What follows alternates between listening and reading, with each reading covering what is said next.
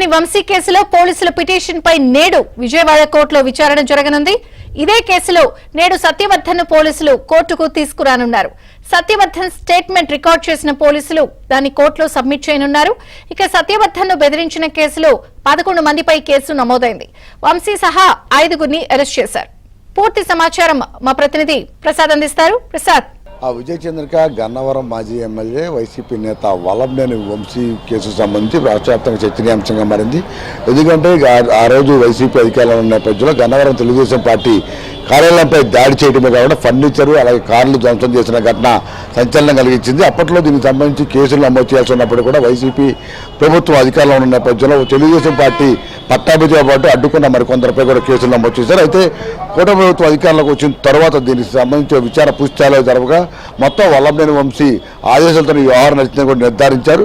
అది సంబంధించి ఆ రోజు తెలుగుదేశం పార్టీ కార్యాలయంలో పనిచేస్తున్న సత్యవర్ధన్ ఇచ్చిన ఫిర్యాదు ఆధారంగా కేసు నమోదు చేసి మొత్తం విచారణ కూడా చేపట్టారు.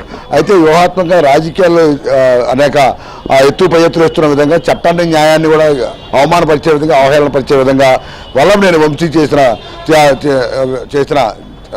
చర్య మాత్రం ఇటు న్యాయవాదులు పోలీసులు చివరి ఆక్షేపణ వ్యక్తం చేస్తున్నారు. సత్యవర్ధన్ను భయపెట్టి బెదిరించి కిడ్నాప్ చేసి డబ్బు ప్రలోభ పెట్టి ఇలా వివిధ రూపాల్లో సాక్ష్యాలను తారుమారు చేసే విధంగా వ్యవహరించారని కూడా ఇప్పటికే పోలీసులు నిర్ధారించిన పరిస్థితి.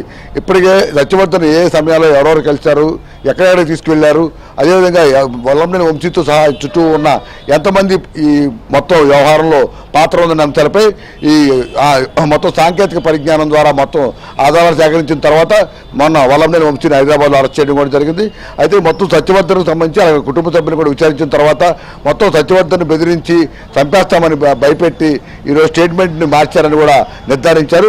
ఈ పరిణామాల నేపథ్యంలో సత్యవర్ధన్ నుంచి ఇప్పటికే 161 కింద స్టేట్మెంట్ రికార్డ్ చేసిన పోలీసులు ఈరోజు విజయవాడ కోర్టులో అతను తీసుకొచ్చి 164 అంటే న్యాయమూర్తి ఎదుట మొత్తం జరిగిన అంశాలు స్టేట్మెంట్ రికార్డ్ చేసే విధంగా కూడా చూడాలని ఇప్పటికే అధికారి పిటిషన్ దాఖలు చేసిన నేపథ్యంలో ఈరోజు దీనిపై అయితే ఏ కోర్టులో ప్రవేశపెడతారు, ఏ కోర్టులో స్టేట్మెంట్ రికార్డ్ చేయాలనే అంశాలపై కూడా మనకు వచ్చేప్పుడు స్పష్టత వచ్చే అవకాశం ఉంది. చీఫ్ మెట్రోపాలిటన్ న్యాయమూర్తి దీనిపై ఏ కోర్టు అనేది నిర్ధారిస్తారు. ఆ తర్వాత సత్యవర్ధన్ కోర్టులో ప్రవేశపెట్టి స్టేట్మెంట్ కూడా తీసుకుంటారు. మరోవైపు వల్లభనేని వంశీతో పాటు ఇప్పటికే 5గురు అరెస్ట్ చేయగా మరో 6గురు పరారీలో ఉన్నారు. ఈ మొత్తం వ్యవహారంలో వల్లభనేని వంశీకి కుడి భుజం ఎడభుజంగా ఉన్న రంగా అదేవిధంగా కోర్టులు పేర్లు ప్రధానంగా వినిపిస్తూ ఉన్నాయి. వీరిద్దరూ కూడా పరారీలో ఉన్నట్టు కూడా చెప్తా ఉన్నారు. వారి గురించి పూర్తిగా గాలిస్తూ ఉన్నారు. మొత్తం ఎందుకంటే వల్లభనేని వంశీ ఆదేశాలను వీరిద్దరూ తప్పకుండా